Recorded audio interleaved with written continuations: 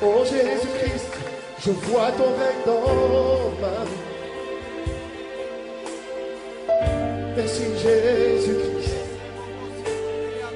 parce que tu m'as donné le nom au-dessus de tous les noms. Le nom au-dessus de tous les noms. Le nom de Jésus-Christ qui habite dans ma vie, qui est inscrit sur mon front. Oh, c'est la raison de notre adoration, Seigneur notre Dieu. C'est la raison de notre présence ce matin, Seigneur. Entrer dans ta sainte présence et t'adorer.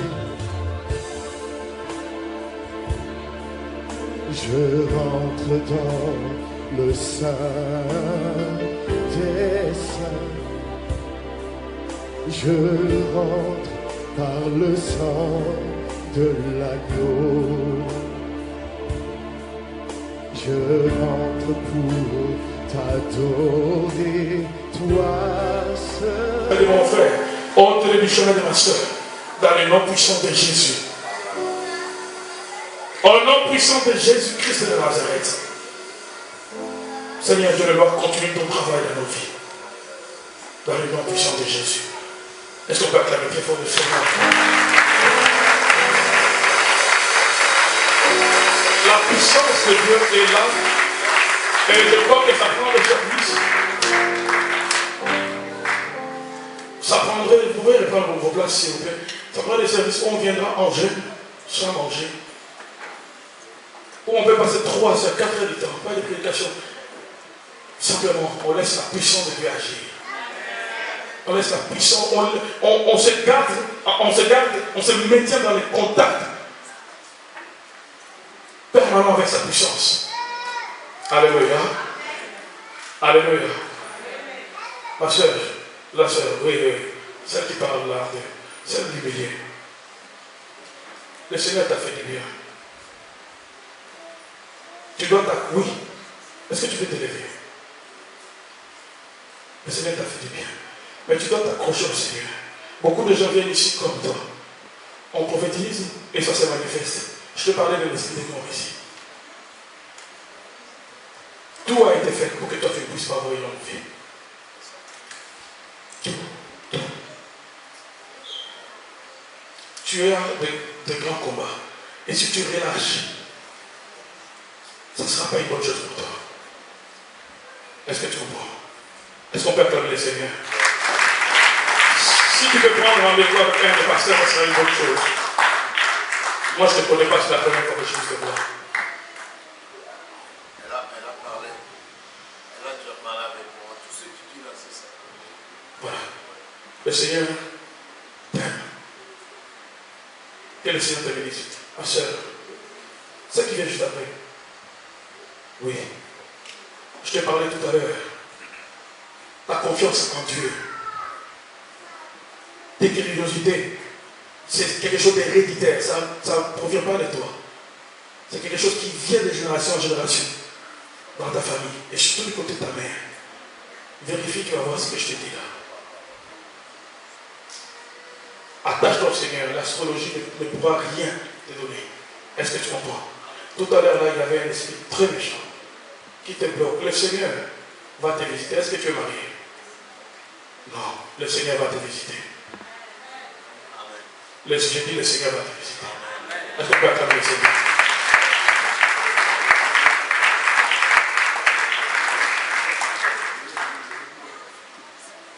La main du Seigneur est en train d'opérer ici. Et c'est triste de voir comment, de fois on manque de reconnaissance à l'égard de notre Dieu. Il y a un cas pour lequel nous avons prié avec le pasteur Ezekiel. La personne, elle est venue, après avoir passé plusieurs années dans une église, instabilité sur tous les plans, relationnel, professionnel.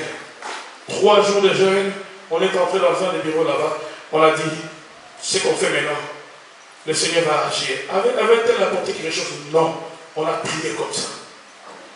Une semaine après avoir été dans ce pays, cette personne a étudié, elle a fini dans une des universités de cette ville, mais elle n'a jamais trouvé du travail. Jamais. Jamais. dans le domaine de sa formation. Une semaine seulement, une semaine. Elle a été embauchée. Mais tout ce que la personne trouve de faire c'est de m'appeler et dire, pasteur, comment votre Dieu est grand. Il m'a visité, j'ai dit, ma soeur, tu dois venir témoigner. Et puis, plus rien. Et ce sont des choses qui se répètent. Et notre ingratitude à l'égard de Dieu, c'est une façon, un langage de notre part, que nous disons à Dieu, verrouille ce que tu as déjà ouvert. Quand tu manques de reconnaissance par rapport à ce que Dieu fait, quand tu as honte de témoigner de Dieu, celui qui t'a béni aujourd'hui, il te bénira pas demain.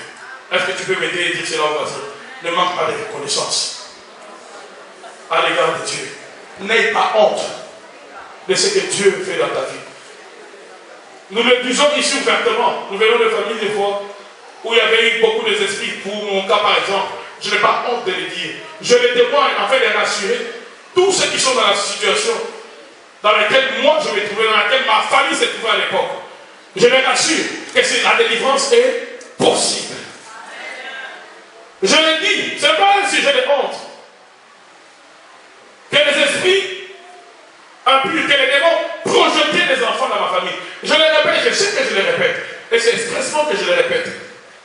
Et à chaque fois que je le dis, ça rassure quelqu'un. Qui peut-être se retrouve aujourd'hui dans le même cas que nous autrefois. Ça rassure un parent. Qui peut-être son enfant, son garçon, sa fille, se retrouve dans le même cas que nous autres autrefois, qui étaient possédés aussi. Ça rassure. Que de savoir que le Seigneur est capable. Non seulement qu'il est capable, mais quand il a commencé déjà, il va finir ce qu'il a commencé. J'étais en train de dire ce que Jésus a commencé. Dans le combat de ta vie, contre les démons, contre la malédiction, il va finir cela. Alléluia. Amen. On a prié, on a donné beaucoup de temps dans la prière. Donne-moi au moins 45 minutes. Amen. Alléluia. Et ne commençons pas, ne partez pas. Vous commencez à me montrer que vous êtes fatigué, vous devez partir. Est-ce qu'on est toujours des amis? Amen. Alors, je vais Ephésiens 6. Nous allons continuer pour ceux qui étaient ici le mercredi. Sentir l'insistance de la part du Seigneur de continuer le message du mercredi où nous parlons du combat, le combat du croyant. Nous sommes dans Ephésiens 6, à partir du 10e verset, le combat du croyant, jusqu'au verset 13e. Au reste, fortifiez-vous dans le Seigneur et par sa force toute puissante. Revêtez-vous de toutes les armes de Dieu, afin de pouvoir tenir ferme contre les ruses du diable. Car nous n'avons pas à lutter contre la chair et le sang, mais contre les dominations, contre les autorités, contre les princes de ce monde de ténèbres, contre les esprits méchants dans les lieux célestes. C'est pourquoi prenez toutes les armes de Dieu. Alléluia. J'ai incité sur le verset 13e, le mercredi. C'est pourquoi prenez toutes les armes de Dieu. Afin de pouvoir résister dans les mauvais jours. Cette expression mauvais jours, il faut la souligner. C'est pourquoi prenez toutes les armes de Dieu afin de pouvoir résister dans les mauvais jours et tenir ferme après avoir tout surmonté.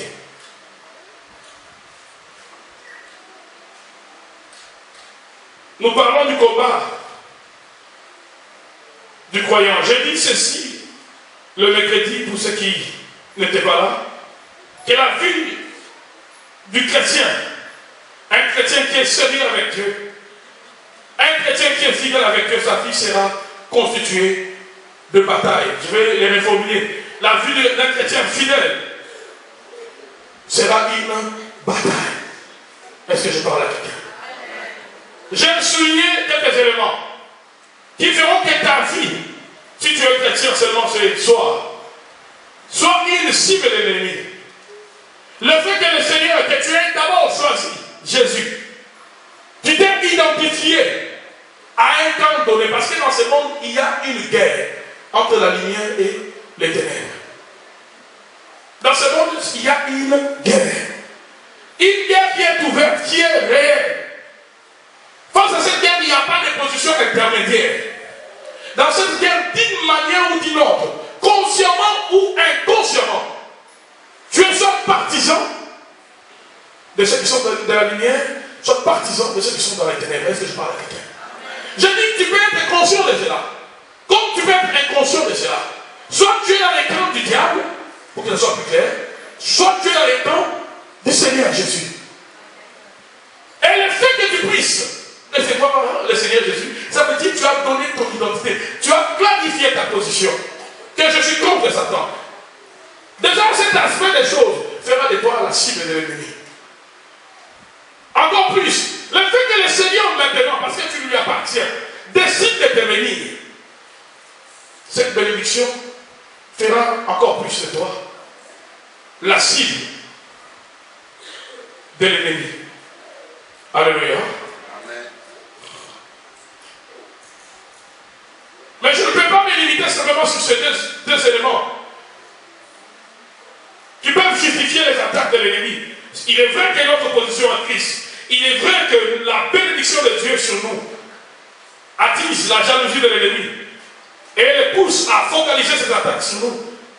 Mais bien plus que cela, le diable contre qui nous combattons, on dirait qu'il est bien informé sur l'appel, sur la vocation de chacun. Suivez-moi très bien. Qu'est-ce que je vais dire par là? Je vais vous les demander tout à l'heure, mais laissez-moi d'abord les dire. Le diable est au courant de la vocation de chacun, de l'appel de chacun. Et toute vocation, tout appel, toute destinée qui peut ébranler son royaume, qui peut mettre en danger ses intérêts, le diable attaquera cette destinée, attaquera cette étoile, attaquera cette personne. Déjà, avant même que cet enfant, avant que cette personne ne s'en rende compte, elle-même de sa propre destinée. Qu'est-ce que je suis en train de dire ici? Je suis en train de dire ceci. Que quand un enfant vient au monde, le monde du ténèbre est informé. Le monde du ténèbre se renseigne sur la destinée de la personne. Se renseigne sur le rôle que jouera cette personne sur la terre. Ils sont au courant de tout. Je l'ai dit depuis le début de cet enseignement, le mercredi, que nous sommes en face de nous un royaume satanique qui est organisé. Un royaume satanique qui a une technologie qui dépasse cette technologie qu'on retrouve ici à l'Occident. Alléluia. Avec leurs pratiques surnaturelles, le monde des ténèbres se forme. Ils savent que cet enfant aura une grande étoile, que cet enfant a un appel, il servira le Seigneur, elle servira le Seigneur. Et on doit commencer à l'éteindre avant même que la personne ne se rende compte. Lisez avec moi quelques textes, vous allez vous rendre compte que ce que je dis a totalement un sens. Alors, allons-y dans Exode, le chapitre 1er. Exode chapitre 1er, du 9e verset au 11e verset. Exode chapitre 1er, du 9e verset. Qui n'avait pas connu Joseph. Il dit à son peuple, voilà les enfants d'Israël qui forment un peuple plus nombreux, plus puissant que nous. Allons, montrons-nous habiles à son égard, empêchons qu'ils ne s'accroissent et que si survient une guerre, qu'ils se joignent à nos ennemis pour nous combattre et sortir ensuite du pays. Et l'on établit sur lui des chefs de corvée, afin de l'accabler des travaux pénibles. C'est ainsi qu'il bâtit les villes de Pithom et de Ramsès pour servir de magasin à Pharaon. Je peux même continuer, continuons. Verset 12. Mais plus on l'accablait, on parle d'Israël ici, plus il multipliait et s'accroissait. Et l'on prit en aversion les enfants d'Israël. Alors les Égyptiens réduisirent les enfants d'Israël à une dure servitude. Ils leur rendirent la vie amère par des rudes travaux, en argile et en briques, et par tous les ouvrages des champs. Et c'était avec cruauté qu'il leur imposait toutes ces charges. Le roi d'Égypte parla aussi aux sages-femmes des Hébreux nommés l'une chiffra et l'autre pua. Il leur dit, quand vous approcherez les femmes des Hébreux et que vous les verrez sur leur siège, si c'est un garçon, faites-les mourir. Si c'est une fille, laissez-la vivre. Alléluia. Après la mort de Joseph, après le roi qui connaissait également Joseph, après que ces rois soient morts, en Égypte viendra un autre roi, un autre pharaon si vous voulez, qui celui-ci ne connaissait pas les alliances qu'il y avait entre la royauté égyptienne et la famille de Jacob. Et ce roi va voir en Israël un danger. Il va dire à son peuple, ce peuple ici, qu'on a hébergé, ce peuple ici qui a immigré chez nous, c'est un peuple qui est apparemment faible. Mais si on regarde bien, il risque de devenir fort. Leur danger, c'est quoi? Leur danger, ce sont les gens qui sont au milieu d'eux. Si une guerre s'est levée et qu'un s'est multiplié et que le nombre d'hommes augmentait, ils peuvent se joindre à nos ennemis et le coup sera fatal parce que le coup sortira de l'intérieur parce qu'ils sont bien libres. Est-ce que vous êtes avec moi? Et qu'est-ce que Pharaon va dire à son peuple? Il va mettre tout un mécanisme afin d'éteindre ou encore d'affaiblir ce peuple. Non seulement les affaiblir, afin d'empêcher qu'il y ait plus d'hommes. Parce qu'à cette époque-là, un homme était considéré comme porteur d'une grande étoile par rapport à la femme. Est-ce que vous êtes avec moi? Avoir un homme dans la famille, c'était un signe d'espoir. On lisait les destinées par rapport au nombre d'hommes qu'on avait dans la famille. Et Pharaon comprenait.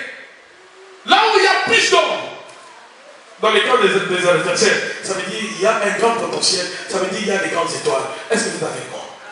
Comme conséquence, on va durcir les travaux. Ce qu'on leur donnait comme outil, ce qu'on leur donnait comme matière de travail, on va tout répanger. Eux-mêmes, ils trouveront les outils. Eux-mêmes, ils trouveront la matière première. Eux-mêmes, ils vont souffrir. On va les affaiblir. Non seulement il va faire ça, il va aller aussi. Pharaon va parler seul à seul. Il n'y avait que 2 femmes qui s'occupaient de la maternité des Hébreux. Il va donner l'ordre à ces 2 femmes. Quand une femme juive viendra accoucher, si c'est un garçon, mettez-la à côté. Tuez cet enfant. Est-ce que vous avez moi? Si c'est une fille, faites quoi? Laissez-la. Pourquoi? Parce qu'elle ne représente pas un danger. Déjà dès l'enfance, on peut remarquer qui sera un danger contre le royaume du diable. Le monde des ténèbres se renseigne bien sur les naissances. Voilà pourquoi quand il y a un enfant qui vient au monde, il y a un mouvement bizarre qui se passe. Tous les sorciers sont en lettre. Tous ceux qui sont autour de la famille ou d'ailleurs sont en mouvement. Il y a toujours une agitation. Est-ce que je parle avec vous? Et c'est ainsi que vous allez voir que certains enfants ont eu de complications dès leur naissance. On a créé des circonstances parce que dans le monde des ténèbres, je l'ai dit ici, durant la retraite, dans le monde des ténèbres, ce qu'ils savent faire, c'est d'orchestrer, c'est de créer, d'organiser des événements pour justifier une frappe qui vont donner dans la vie de quelqu'un. Afin d'éteindre la destinée de quelqu'un. Quand l'enfant est fragile, c'est le temps dans lequel l'homme est vulnérable. Lorsque nous sommes encore tout petits. Alléluia. Comme Pharaon, le monde des ténèbres sait et savait, j'allais dire, c'est que toi tu représentais. Voilà pourquoi les étoiles ne pas si on te relate tous les combats que ta mère a connus, tous les combats que tes parents ont connus quand tu es venu au monde. Alléluia. Alléluia. Et aussi, parents, connaissant ces vérités, protégez bien vos enfants. Je le répète, protégez bien vos enfants. Le monde des ténèbres est en alerte.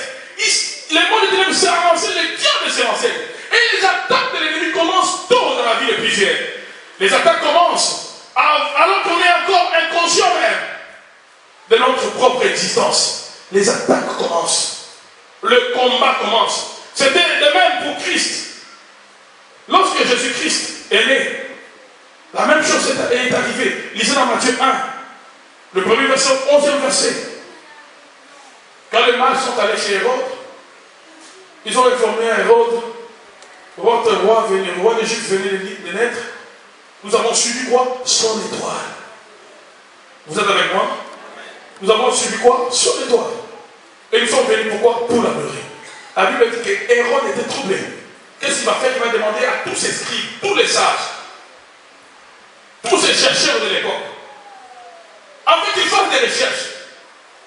Qu'on arrive à localiser là où se trouvait cet enfant, qui n'était pas comme les autres enfants, qui avait une grande étoile, parce qu'il devait être le sauveur, parce qu'il devait être le roi. Et à cause de Jésus, comme on n'avait pas repéré, qu'est-ce qu'on a donné comme l'autre? Qu'on tue quoi? Qu'on tue des enfants. À cause de Moïse, plusieurs bébés ont été tués. Le diable a poussé, a incité Pharaon à tuer plusieurs bébés. À cause de Jésus-Christ, une grande destinée de sauveur. Dieu n'avait pas le choix que de dire à Joseph et à Marie, prenez votre enfant, allez en Égypte, fouillez en Égypte. Alléluia. Des fois, il faut utiliser les deux. Quand tu vois un combat se lève, voilà pourquoi n'attends pas que tu tombes enceinte, ma soeur. Il y a des choses qui se préparent. Là, je m'adresse à nos sœurs, à qui Dieu a fait le privilège d'être les porteuses des grandes destinées. Ces grands hommes, ces grandes femmes de demain, c'est vous qui les portez. Protégez-les bien. Alléluia. À la mère de Samson, on a dit à cette femme, l'enfant que tu porteras sera un enfant pas comme les autres. D'où tu ne peux pas boire tout ce que les autres femmes boivent. Si les autres femmes prennent du vin, toi, tu ne prendras pas du vin. Parce que l'enfant que tu porteras sera un enfant différent. Un enfant avec une grande étoile. Et la discipline de la maman fera que cet enfant soit préservé de toute corruption. Lève ta main dans ta main, Seigneur Jésus. Apprends-moi à protéger, à garder ce que tu me donnes. Que les enfants que tu m'as donnés, que tu me donneras, que je sache comment le préserver, le garder de toute corruption, de tout plan de ténèbres, dans les noms puissants de Jésus. Chaque enfant a son étoile. Et c'est Paul qui est dit dans le livre de Corinthiens que même les étoiles ne brillent pas de la même façon. Ou encore, toutes les étoiles n'ont pas le même éclat. Est-ce que vous avez vu? Et ça, le diable essaie de repérer. Qu'est-ce que j'ai constaté? Ceux qui sont appelés à servir le Seigneur, ceux qui sont appelés au ministère, trop souvent, leur vie, durant leur croissance, ou encore, lorsque le moment arrivera pour qu'ils fassent le choix, leur vie sera dérangée. Dérangée. Pourquoi? Parce que ce sont des personnes que Dieu n'a pas choisi ou que Dieu ne choisira pas quand ils viendront au monde. Non, ce sont des personnes que Dieu a déjà établies avant même qu'ils ne soient formés dans les ventres de leur mère. Jérémie 1 à partir du premier verset jusqu'au verset 5e. Dieu a dit à Jérémie, avant même que tu sois formé dans les ventres de ta mère, moi je te connaissais. Avant même que tu n'en sortes, moi je t'avais déjà établi prophète de quoi? Des nations. Jérémie n'est pas devenu prophète quand il a grandi. Jérémie était prophète, alors qu'il n'était même pas encore fœtus dans les ventres de sa mère. Ça veut dire que notre destinée nous précède. Est-ce que vous êtes avec moi? Notre destinée nous précède. Et dans le monde des esprits, ce qui inquiète le monde des ténèbres, c'est parce que d'abord, tu vas devenir. Déjà, quand tu es encore cette masse informe, ils voient déjà un danger en toi. On doit l'attaquer. On doit trouver un peu sa croissance. On doit trouver son intelligence. Ils chercheront par tous les moyens à éteindre les champions, les futurs champions. À faire des grands sacrifices afin que ces champions-là ne puissent pas devenir champions. Les grands combats de l'ennemi, c'est d'empêcher les futurs champions de le devenir. C'est d'empêcher les futurs géants, les futurs, jeter les futurs Jérémie de devenir des prophètes, des prophétesses, des serviteurs, des servantes Le grand danger des mondes ténèbres, c'est celui-là. Quand tu as un appel, le diable, voilà pourquoi je ne crois pas aux appels quand quelqu'un est déjà. Non. L'appel, c'est depuis les ventres. L'appel de quelqu'un, c'est depuis les ventres. Et c'est naturel, ça coule de soi. Alléluia. Quand on a l'appel, le diable te combattra. Dis-moi ce qui se passe dans ta vie. Je te dirai si tu as l'appel ou pas. Ceux qui ont l'appel, ce n'est pas étonnant aujourd'hui qu'on entend dans le milieu des enfants de Dieu, des hommes de Dieu, beaucoup de scandales, touchant leur vie, touchant leur mariage, touchant leur comportement. Vous pensez que c'est par hasard? Vous pensez que tous ceux qui font, tous ceux qui sont objets de scandale, c'est parce qu'ils ont voulu vraiment faire des scandales? Non, parce qu'ils sont engagés dans un grand combat. Et même Paul, je pense que c'est Paul, ou un des apôtres, a dit quelque part qu'il n'y ait pas beaucoup qui prêchent parmi vous. Non seulement que Dieu nous jugera sévèrement, mais aussi par rapport au niveau des combats dans lesquels vous serez confrontés. Est-ce que je parle à quelqu'un? Est-ce que je parle à quelqu'un? Paul a dit à ses contemporains, parlant du mariage, il dit à ses contemporains, il dit, celui qui veut servir le Seigneur, qui est appelé, qui a la vocation, je le conseille d'être seul, comme moi. Mais si tu vas brûler, marie-toi. Paul déjà comprenait les dangers qui liaient ceux qui étaient appelés dans le ministère et qui constituaient une famille. Est-ce qu'une famille est une mauvaise chose? Non, c'est une bénédiction. Mais quand tu as une vocation, quand tu as un appel, si on n'arrive pas à t'atteindre toi, on passera par la famille. Est-ce que je parle à quelqu'un? Voilà pourquoi si tu es une femme, tu crois que tu es appelé à Dieu, ne te laisse pas dans les mains de n'importe quel mari. Dites pas bien. Si tu es déjà marié, c'est déjà fini. C'était pas ça que je parle pour dire non, le pasteur a dit. Alors j'avais mal choisi. Non, si tu es déjà marié, c'est déjà une alliance, c'est fini. Alléluia. Tu es homme, tu n'es pas encore marié. Prie beaucoup. Si tu n'as pas une bonne femme. Voilà pourquoi il y avait des femmes qui ont voulu compliquer la destinée de leur mari, comme la femme, la première femme de Seigneur, lorsqu'il ramenait l'arche, sa femme était là en train de mépriser ce qu'elle faisait. En train de mépriser. Et quand David va entrer dans la maison, dans le palais royal, elle va lever le ton sur son mari. Toi et moi, tu danses comme ça. Voilà de telle femme. Tenir compte de nos appels, sans tenir compte de nos vocations. Je suis en train de parler ici à tous ceux qui n'ont pas encore décidé sur leur destinée, de ne pas prendre à la légère la décision qu'ils prendront sur l'homme, sur la femme de leur vie. Autant la vie de quelqu'un peut aller vers le sommet grâce au compagnon ou à la compagne de sa destinée, autant la vie de quelqu'un peut connaître une déchéance, un échec total. Non pas parce que la personne était condamnée à l'échec, mais parce qu'on s'est associé à la mauvaise personne. Et ce que le monde du ténèbre sait très bien faire, c'est de nous préparer des prototypes qui nous condamneront, qui nous combattront, qui seront là pour contenir ce que Dieu a déposé en toi comme potentiel, comme appel, comme vocation. La contradiction, lorsqu'elle vient auprès de toi, quand cette contradiction, tu dors avec elle, tu te réveilles avec cette contradiction, c'est difficile de réussir. C'est difficile. Je préfère dire à toutes sœurs, à qui peut-être Dieu a retardé le mariage, je ne donne pas la gloire au diable, je dis Dieu. Je préfère dire à tous les hommes qui sont ici, à qui Dieu a retardé le mariage, peut-être apprenez que tu entends ce que je dis ce soir. Ne t'amuse pas si tu vas voir de l'homme ou fille. Le diable, lorsqu'il connaît ton appel, lorsqu'il connaît ta vocation, s'il t'attaque, quand tu es enfant, il n'arrive pas. À chaque étape de ta vie, il te cherchera. Dans Apocalypse 12, 1 à 6, l'histoire de la femme enceinte et du dragon en est encore. Ne vient qu'appuyer ce que je dis. Apocalypse 12, premier verset au 6e verset.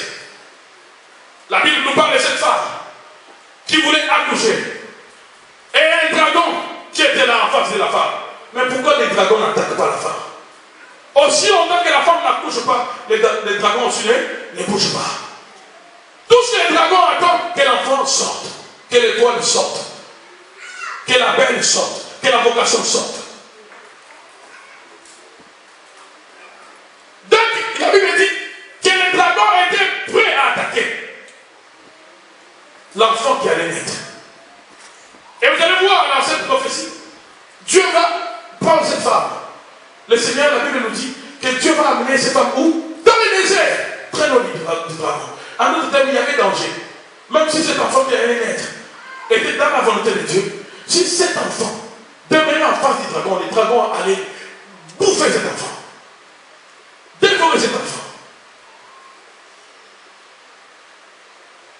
Qu'est-ce que je suis en train de dire depuis tout à l'heure?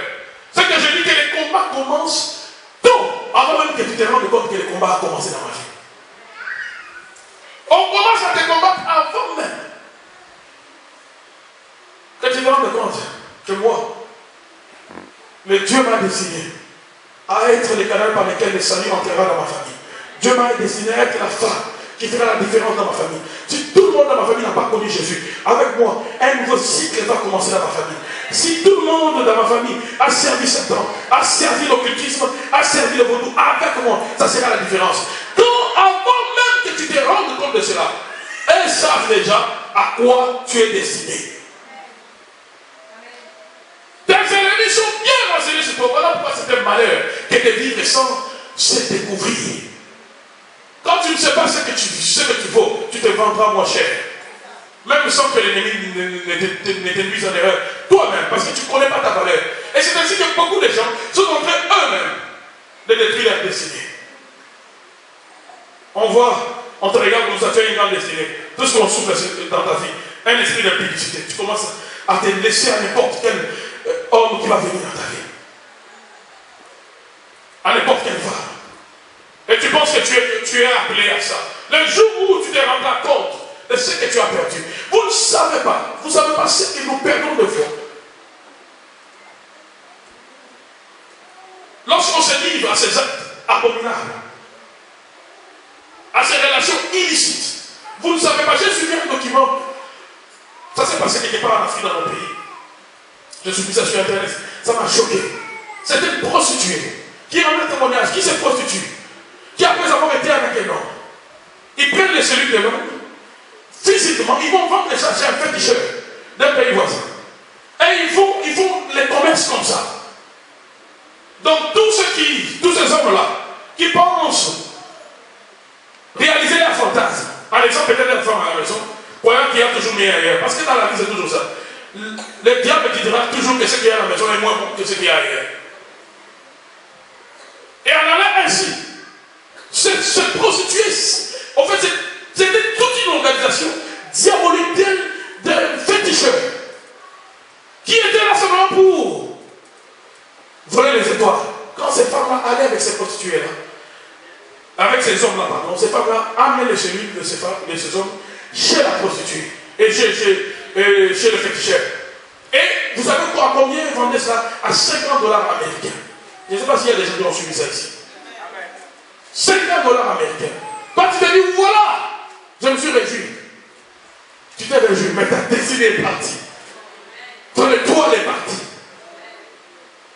Et c'est ainsi que beaucoup de gens vivent maintenant. Dans un terrain fertile où tout le monde le réussit. Lui ne fait que jouer, lui ne fait que jouer. Parce que tout ne dépend pas du physique, mais tout dépend du spirituel. Si dans le spirituel tu es lié, tu es foutu. Là où tout le monde sème et récolte, toi tu sèmeras, ça séchera. Ça séchera. Parce qu'on t'a bloqué quelque part. Est-ce que je parle à quelqu'un? Lève ta main dans ta main, Seigneur Jésus. Ce soir, je te prie de me libérer de toute ignorance qui m'a poussé à des actes irréfléchis. Aide-moi, Seigneur. Accorde-moi la sagesse et la discipline dans ma destinée. Tu seras la cible du diable parce que, d'abord, tu as choisi de suivre Jésus, oui. Tu seras la cible du diable parce que Dieu a choisi de te bénir, oui. Mais tu en seras encore plus parce qu'il s'est renseigné sur toi. Il sait que tu as un appel, tu as une vocation, tu as un rôle à jouer.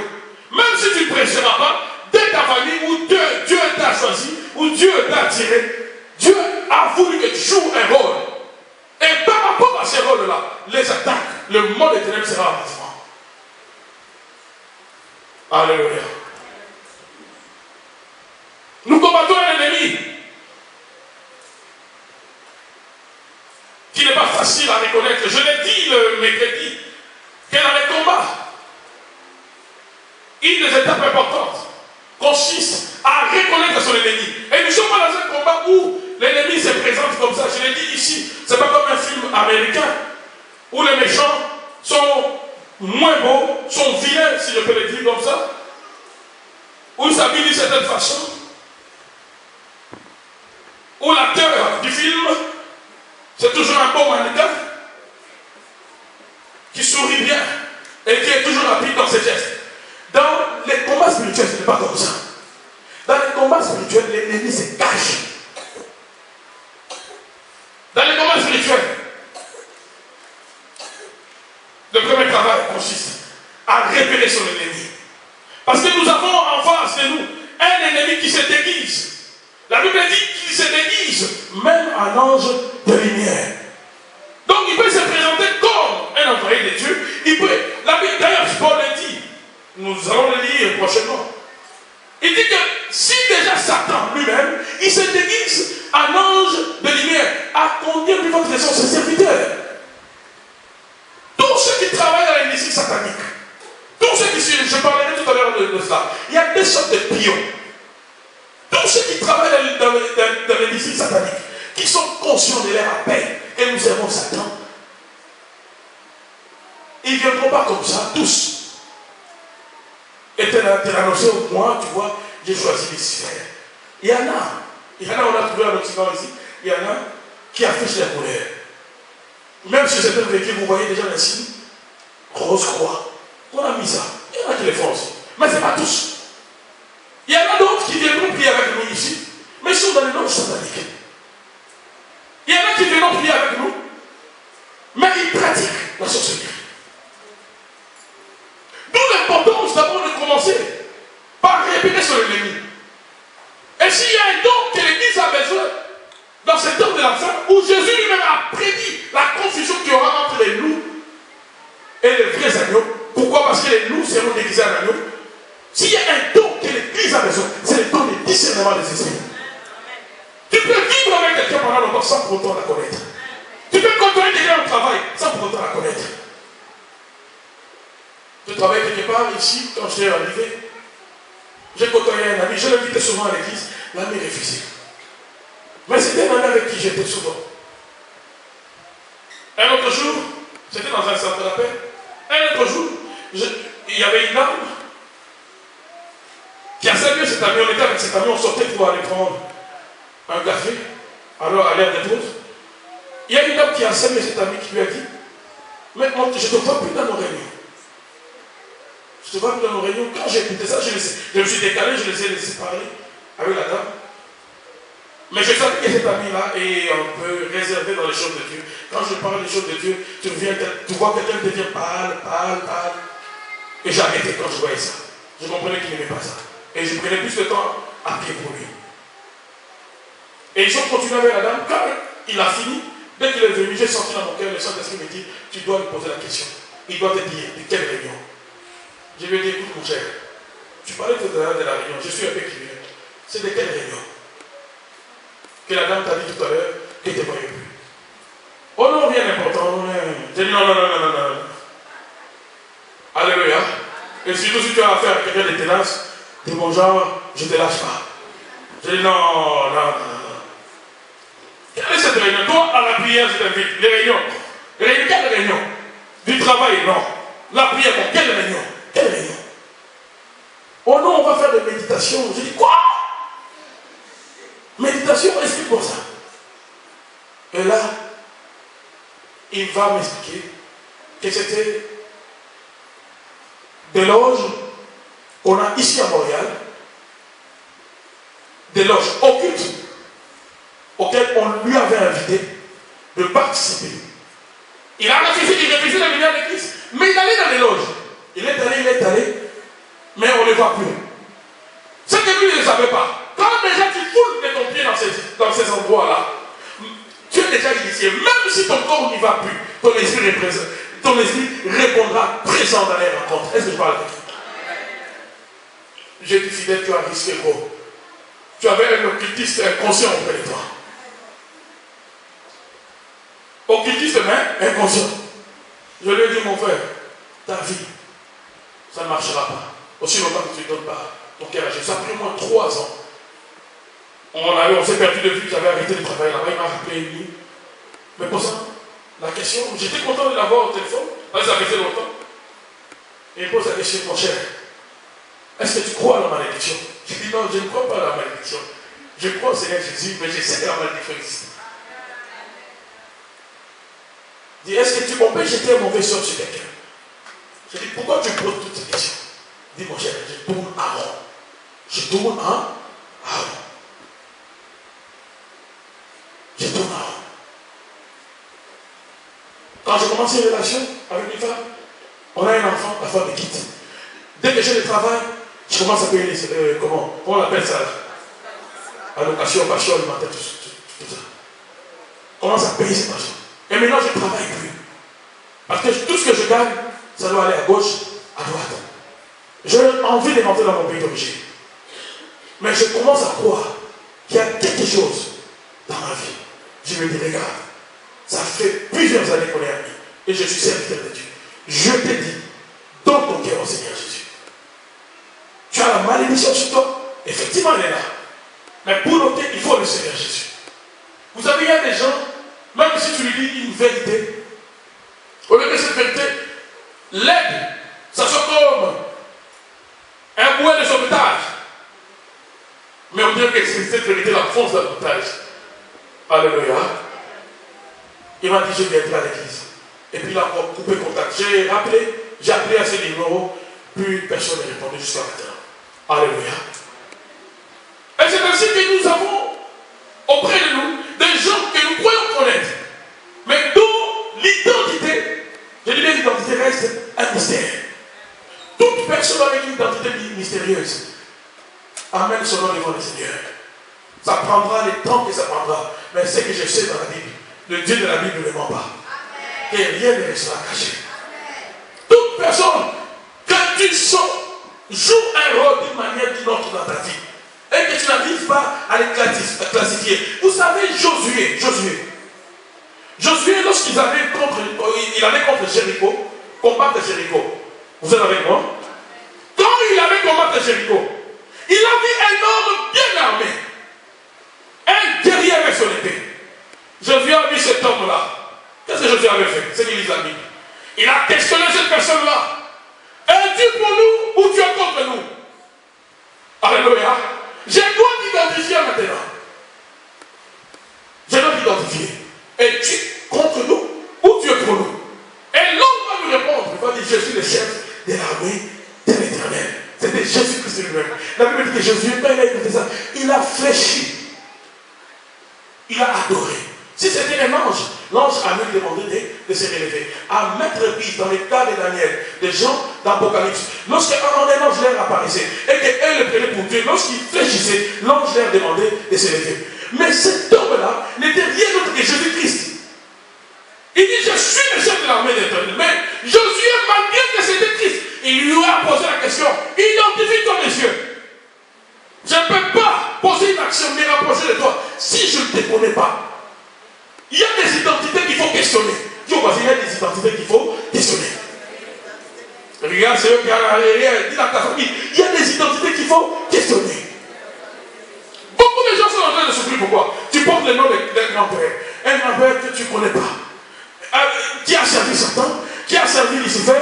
Et finalement, tu te retrouves la nuit, toujours dans les rôles bizarres. Mais tu portes le nom de quelqu'un dont la destinée, dont la vie t'échappe totalement.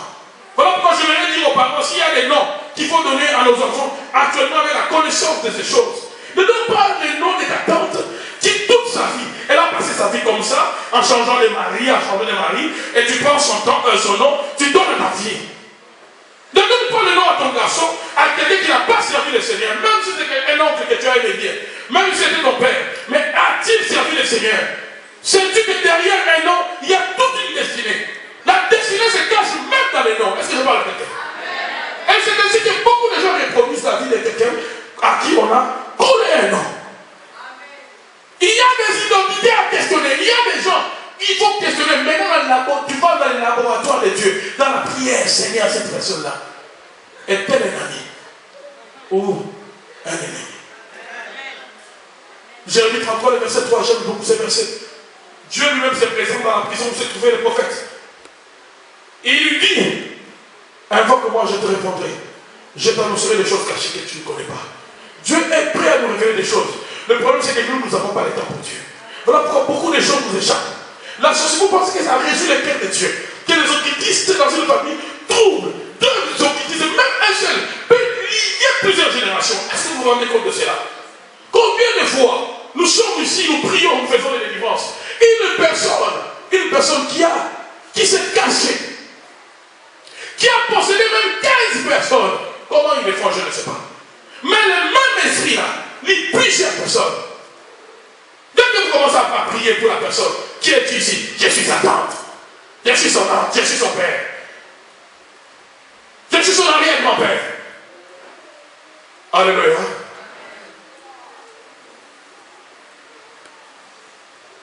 Des gens qui ne sont là que pour détruire.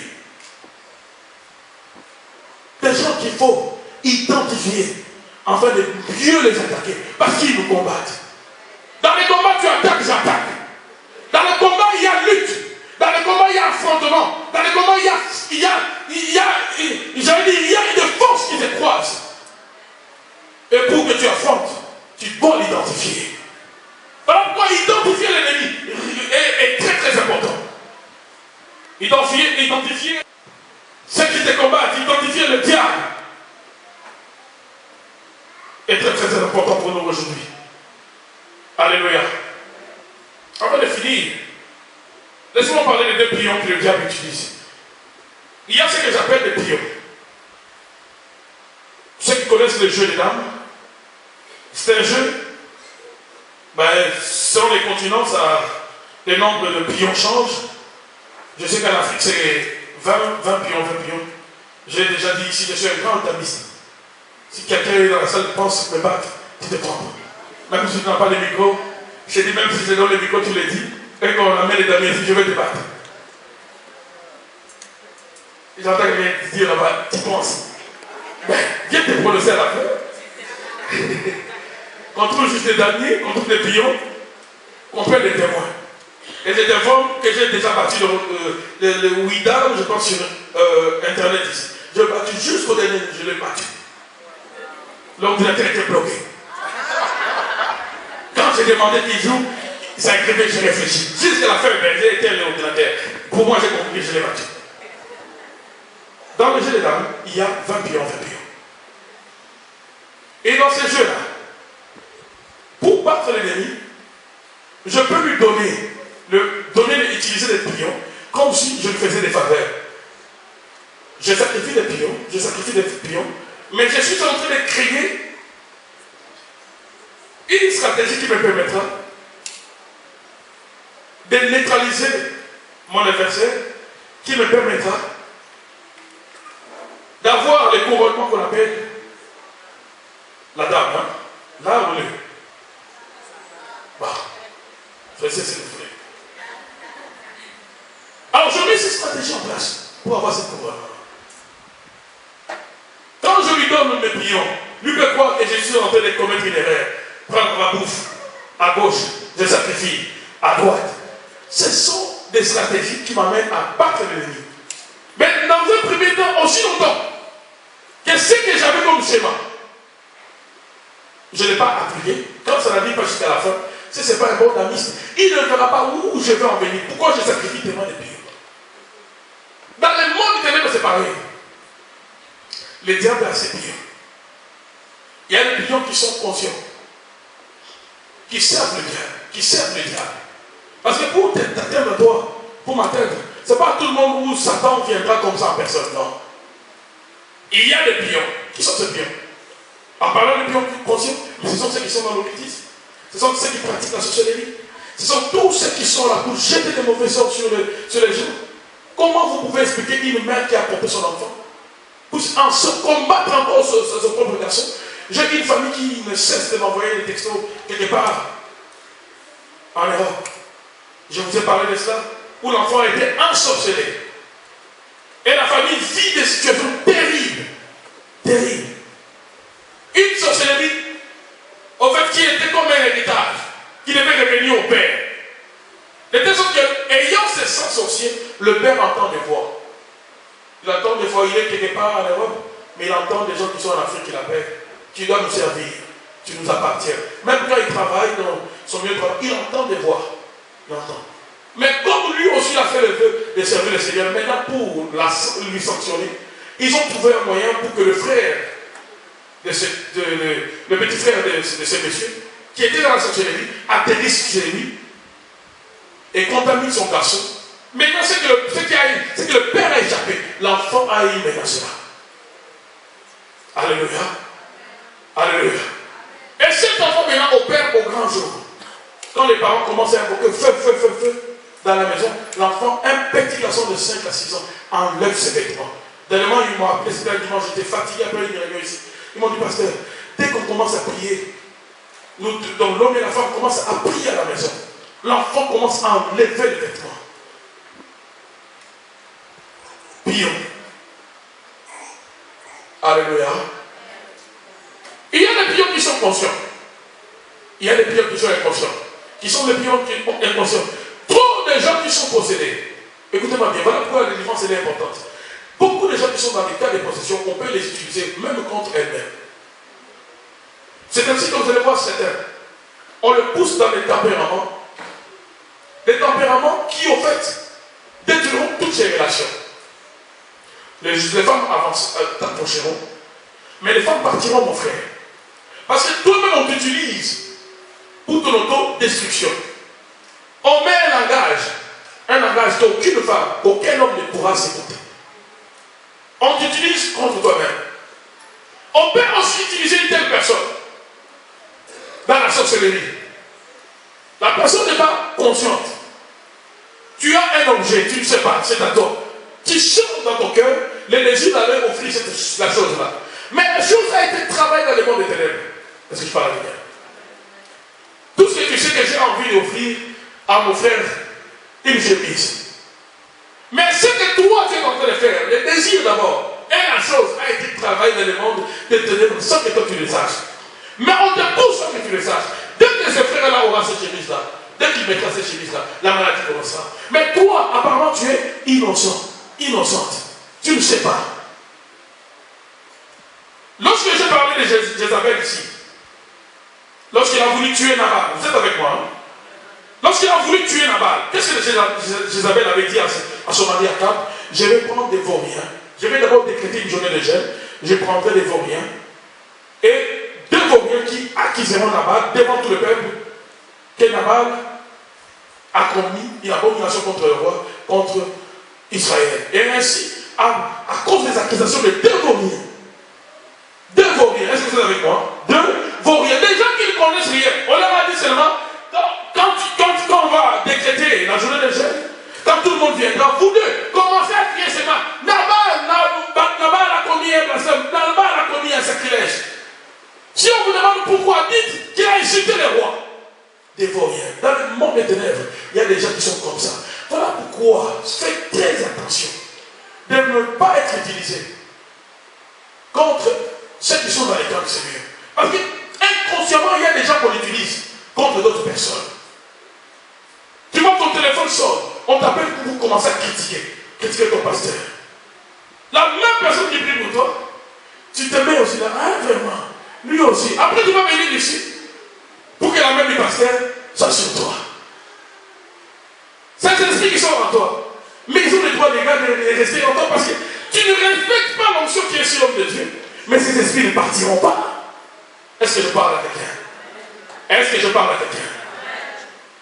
Dans les 2 cas, qu'ils soient des pions conscients ou inconscients, et tous sont utilisés pour détruire la vie de ceux qui sont avec Dieu. La question qu'il doit te poser, quel rôle moi je joue? Est-ce que je suis totalement entre les mains du Seigneur? Voilà pourquoi quand tu sais que tu es dans un cas de possession ou de pression, contrôle ta bouche, contrôle ce qui se passe autour de toi, contrôle tes attitudes, sois attentif à ce que tu affiches, à ce que tu dis. Sois attentif à cela. et ne participe pas. Puisque ce sont mes prières, Seigneur, je n'aimerais pas être utilisé comme Judas. Je n'aimerais pas être utilisé pour vendre mon frère, pour vendre mon mari, pour vendre. Il y a des gens eux-mêmes qui vendent leurs femmes, qui vendent leurs maris. Combien quand il y a un problème dans les couples, pion inconscient. Problème dans les couples, on prend toutes les faiblesses de son mari, toutes les faiblesses de sa femme. On met au grand jour. On appelle à gauche, on appelle à droite. Voilà mon mari, voilà ma femme, voilà. Tu prends ta femme, tu livres ta femme, ses faiblesses à ta famille. Tu prends ton mari, tu livres. Et puis demain, tu veux que cette vie-là, les couples continuent. Ça ne continuera pas. Pourquoi? Parce que toi-même tu es un pion. Lève ta main droite, on va terminer par là. Seigneur Jésus, je m'abandonne à toi. Je ne vais pas être utilisé, ni dans ma conscience, ni dans mon inconscience, contre le royaume de Dieu. Toi seul utilise-moi pour ta gloire. En ce moment, Seigneur, je vais déconnecter mon esprit de toute connexion sorcellérique, de toute manipulation sorcellérique qui peut me programmer moi-même à mon autodestruction par mon caractère, par mon langage, par mon tempérament. Je chasse tout esprit de colère, je chasse tout esprit de critique, je chasse tout esprit de murmure, je chasse tout esprit de dépression, je chasse tout esprit de fatalité dans les noms puissants de Jésus. Au nom puissant de Jésus, tout caractère, comportement que Satan a incité à moi, j'ai détruit cela à la racine. Impose ta main droite sur ta tête. Tout caractère, tout comportement qui sont dus à la présence d'une manipulation satanique est détruit maintenant. Détruit dans mon esprit, détruit dans mon âme, détruit dans ma chair, dans les noms de Jésus. Tout caractère, toute attitude, langage incité par les démons, incité par l'occultisme, incité par le vaudou, incité par la sorcellerie, afin que je me détruise moi-même, afin que je détruise mon mariage, afin que je détruise mes enfants, afin que je détruise ceux qui sont autour de moi. Je condamne cela maintenant. Dans les noms puissants de Jésus, je me déconnecte maintenant que le cordon qui me réunit au charge spirituel de ma famille soit coupé maintenant. Saint-Esprit, toi seul, viens me conduire. Toi seul, influence mon caractère, mon langage, mes sentiments, mes pensées. Utilise-moi pour la gloire de Jésus. Saint-Esprit, utilise-moi pour la gloire de Jésus. Avec tes promesses, on demande au Saint-Esprit.